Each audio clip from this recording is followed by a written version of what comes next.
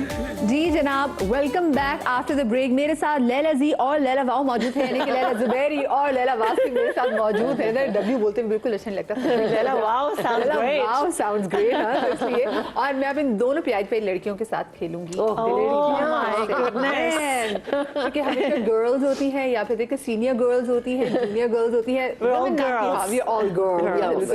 वैसे कितनी ज्यादा की बात है। कॉलेज इस पे लिखा होता है कि फॉर बॉयज और खवातीन की कॉलेज के बारे लिखा होता है फॉर वुमेन। ये क्या है? ये क्यों है? खुला तजाद क्यों है? कभी आपने इसके बारे में गौर फिक्र कभी नहीं बनाया है? मैंने कभी नहीं सोचा इस पे सोचो। लिखा होता है ना भाई, बैज से भी लगा होता था वुमेन। ये बात जाती है। चले लड़कियों, अपना उठाए राइट हैंड और ओथ लीजिए कि जो कहूंगी दिल से कहूंगी, इसके अलावा कुछ नहीं कहूंगी। जो कहूंगी दिल से कहूंगी, इसके अलावा कुछ नहीं कहूंगी। In sync. ये ओथ भी लेती हुई प्यारी लग रही है। ऐसी प्यारी लड़कियां, ओथ भी आज मुझे प्यारा प्यारा लग रहा है, वरना लोग ओथ लेते हुए घबरा भी रहे हैं। क्या सवाल हम वैसे भी सच्ची बोलते हैं, है ना?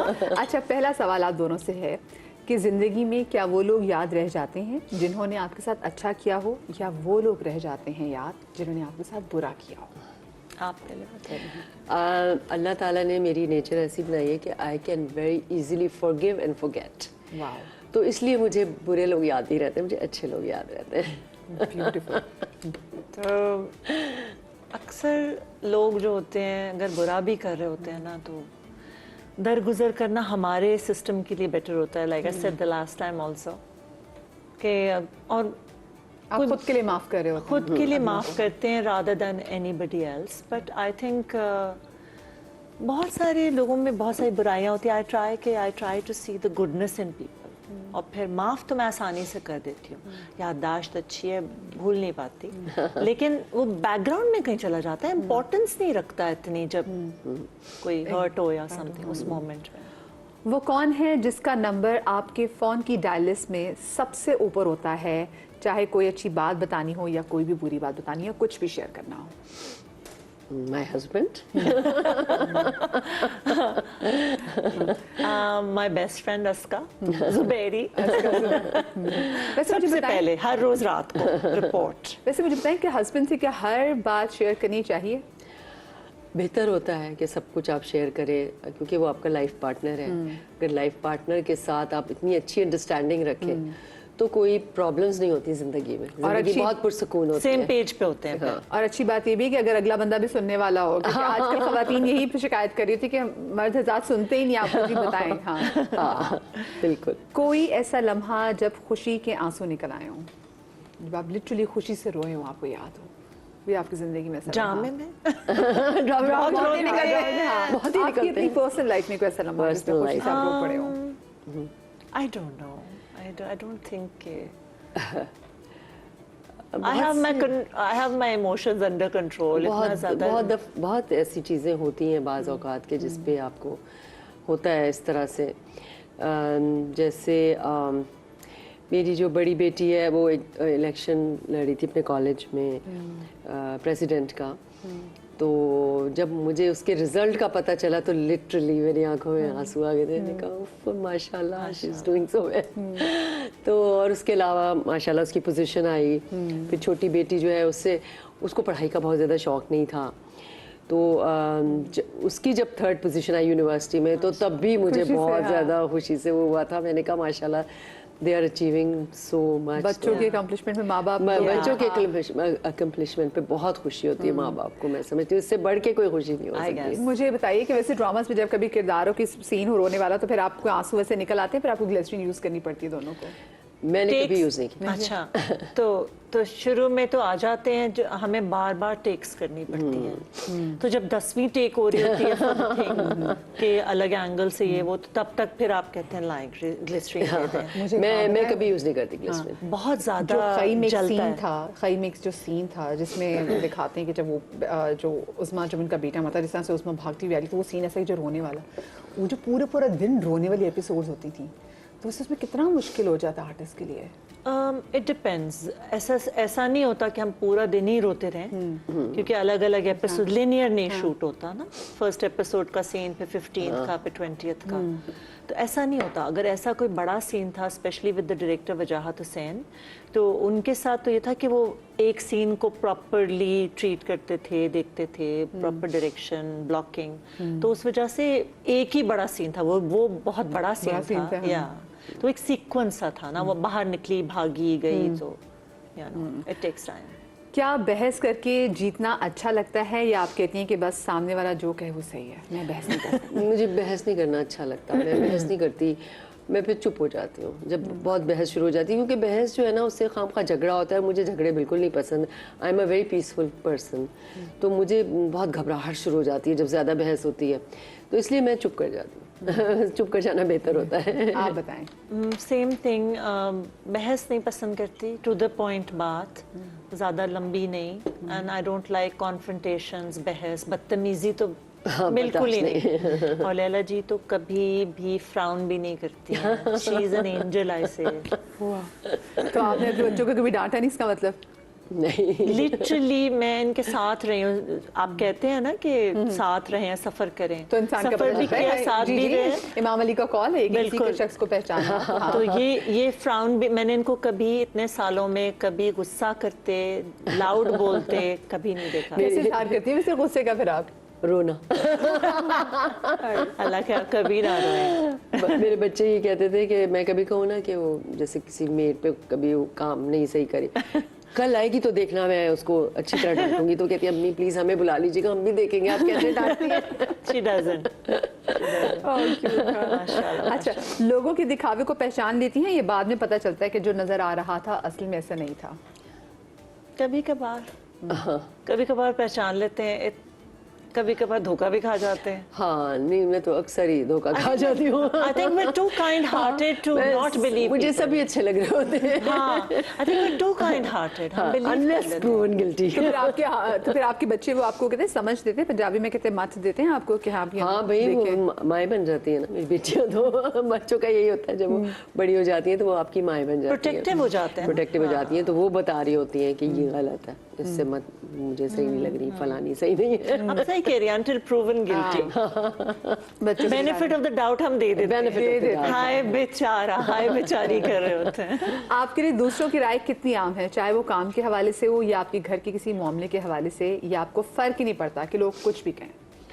अब तो ये सीख लिया है कि लोग कुछ भी कहें, फर्क पड़ना नहीं चाहिए, पड़ता था, मगर अब जाके सीखा आपने ये? बस अब जाके सीखा है। अब जब सोशल मीडिया का इतना ज़्यादा वो हो गया, उसमें तो आपको हर तरह की बातें सुननी पड़ती हैं, तो आपको इन चीज़ों को फेस करने के लिए अपने आप को थोड़ा स्ट्रॉन्ग करना पड़ता है कि आप क्रिटिसिज्म ले सकते हैं, आप कुछ भी लोग कहें तो आप बिल्कुल उसको ध्यान ना दें, तो फिर आप तभी खुश रह सकते हैं कि अगर आप इन चीज़ों पे कान ना धरें। सही कह रहे हैं। इवन जैसे सोशल मीडिया पे कमेंट्स आते हैं, इन चीज़ें, इन पे ध्यान नहीं देना चाहिए। वो लोग आपके मुंह पे कभी भी आके वो बात नहीं कर सकते जो अनोनिमस कीबोर्ड वॉरियर्स बैठे हुए हैं, जो कभी भी नहीं कर सकते, वो वहाँ लिख देंगे। हाँ, क्योंकि आई थिंक हमारे parents have taught us better. हाँ, एग्जैक्टली। अच्छा, आप शुरू से ऐसी थी कि आपको परवाह नहीं होती थी लोग क्या कह रहे हैं? नहीं, एक्टर्स वैसे भी बहुत सेंसिटिव होते हैं। हाँ। हम बहुत जल्दी हर्ट होते हैं क्योंकि हमारा काम इमोशंस का ही है। वो हमेशा ऑन द एज रहता है। बिल्कुल। वो हमें काम में ज़रूरत है, लेकिन रियल लाइफ में जो लोग गलत बात कर रहे हैं समथिंग, उसमें हम automatically it hits you harder. हाँ नहीं, बहुत ज़्यादा होता है, सेंसिटिव तो हम लोग बहुत होते हैं और बहुत ज़्यादा फील भी होता है, मगर अब सीख लिया उसको हैंडल करना। आपको किन चीज़ों पर गुस्सा आता है और वो नाकाबिले बर्दाश्त है कि बस उनका कोई हल ही नहीं है? वो कौन सी ऐसी चीज़ें आपके लिए? यस, जवाब देना, बदतमीजी करना, बदतमीजी, रूडनेस, हाँ, स्नैप बैक करना, वही बात आप अच्छे तरीके से भी कह सकते हैं। मेरा तो यही होता है कि जैसे सपोज के मिसाल के टेलर कोई है, उसके पास मैं जा रही हूँ, अब उसने एक दफ़ा बदतमीजी कर दी, फिर I will never go again, उसके पास कभी नहीं जाऊंगी मैं। तो मेरा ये बस रिएक्शन होता है, उसके बाद मैं कोई जवाब नहीं देती, कुछ कहती नहीं हूँ, मगर बस फिर मैं पीछे हट जाती हूँ। मेरे साथ भी कुछ ऐसा है कि for instance I meet anybody, it doesn't matter कि वो पीएन है या प्राइम मिनिस्टर है, meet anybody, I meet them the same way, doesn't matter how much आपकी जेब में कितने पैसे हैं, क्या है, it doesn't matter what you have and what you don't have. लेकिन मैंने नोट किया है कि आप किसी से भी मिलें, आप उनको 100% दें, वो समझते हैं बिल्कुल ही आप बेवकूफ़ हैं, तो आपको बिल्कुल वो फिर कोई बदतमीजी करते हैं, उसके बाद आई से नो नॉनसेंस, फिर वही हो जाते हैं। तो पहले से त्रास क्यों नहीं आती, ये बताएं। बिल्कुल सही बात है। आजकल की जनरेशन को शादी का फैसला करते हुए किन 3 चीज़ों को लाजमी देखना चाहिए? Education, family background, which is very important. और अब तो ये है कि आप इतना मिलते हैं पहले से, तो अंदाज़ा हो जाता है कि बंदा जो है वो कितना केयरिंग है। तो थोड़ा सा ये देखना चाहिए, क्योंकि बाद में तो ये चीज़ें मैटर करती हैं। लव वगैरह ये वो सब बाद में एक सही हो जाता है, कोई फ़र्क नहीं पड़ता। मगर जो सबसे ज़्यादा कि वो रिस्पेक्टफुल कितना है बंदा, आपकी रिस्पेक्ट करता है कि नहीं, क्योंकि रिस्पेक्ट इज़ वेरी इंपॉर्टेंट। तो ये 3 चीज़ें ज़रूर देखें।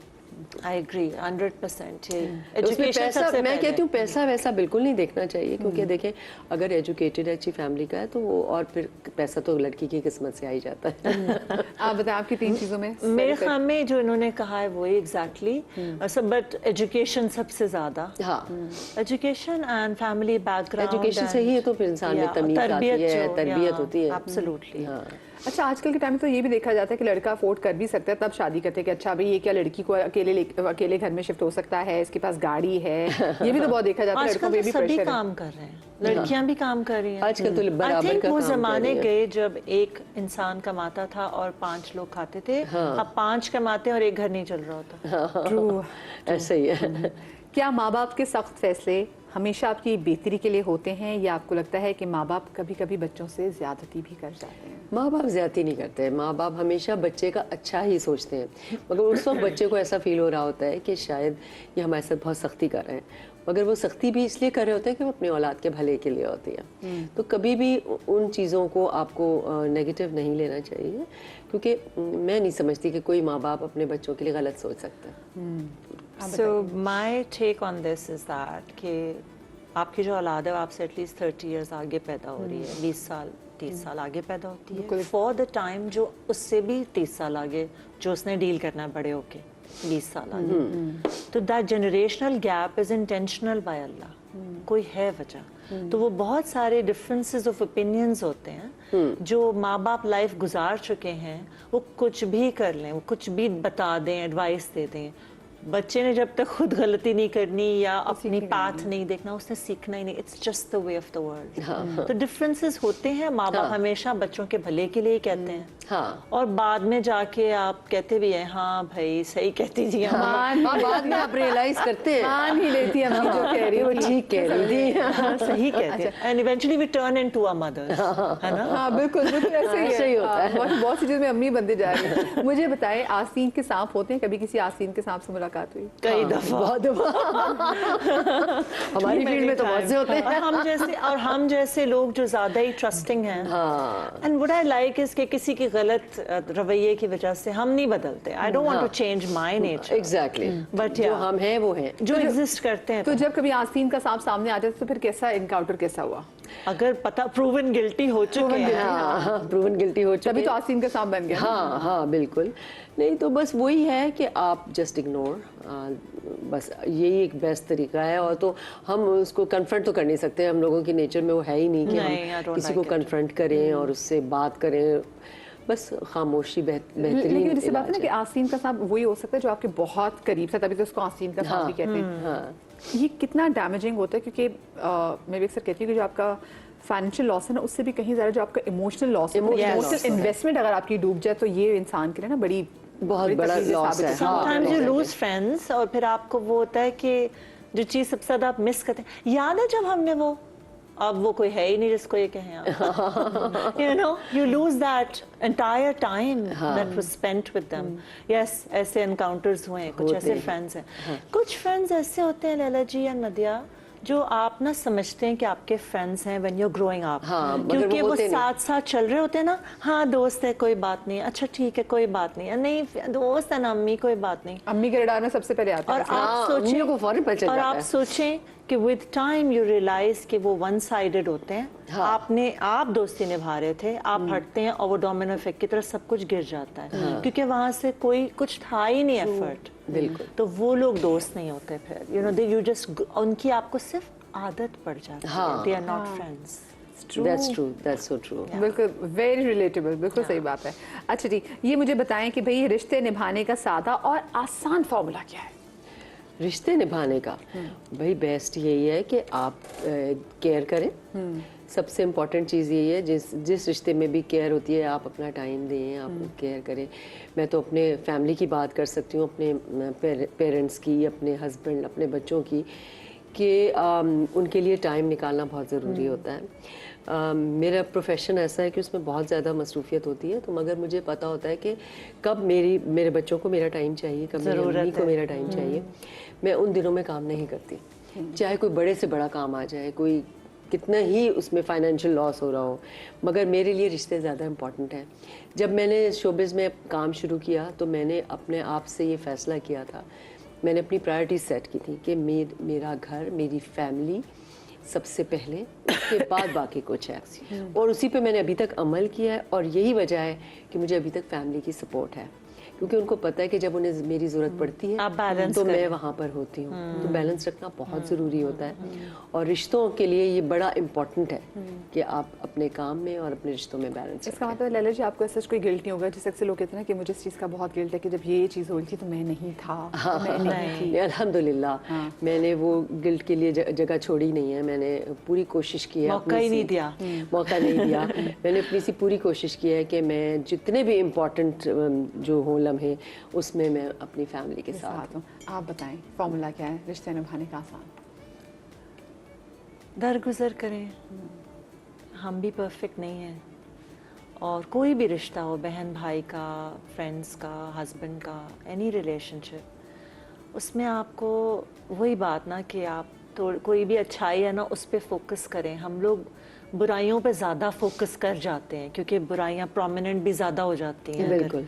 तो नज़र भी ज़्यादा आ रही होती हैं। अपने लिए भी दूसरों के लिए भी आई थिंक दरगुजर करना इज़ द इजीएस्ट वे। हाँ, उसमें ग्रजेस नहीं तकलीफ नहीं होती, खुद को भी तकलीफ नहीं खुद को नहीं होती। आपके अंदर कोई जेलसी, कोई ग्रजेस, नेगेटिविटी निकाल दें अपने अंदर से। Like I told you in the last time, मैं कैंसर सर्वाइवर हूँ, वैसे भी मैं अपने अंदर कोई भी ऐसी नेगेटिव वाइब्स रखती ही नहीं हूँ। ना किसी के लिए बुरा सोचें, ना अपने लिए कुछ बुरा करें उस तरह से। और फिर दुआ ये भी होनी चाहिए कि अल्लाह में हम तो अच्छा सोचें, अगर अच्छा नहीं सोचा ना सामने वाला, तो बस उसको बड़े आराम से उसको खुश रखें और दूर रखें, नेक हिदायत दे। अल्लाह भी नेक हिदायत दे। मैं छोटी सी ब्रेक ले रही हूँ, ब्रेक के बाद हाजिर होते हैं।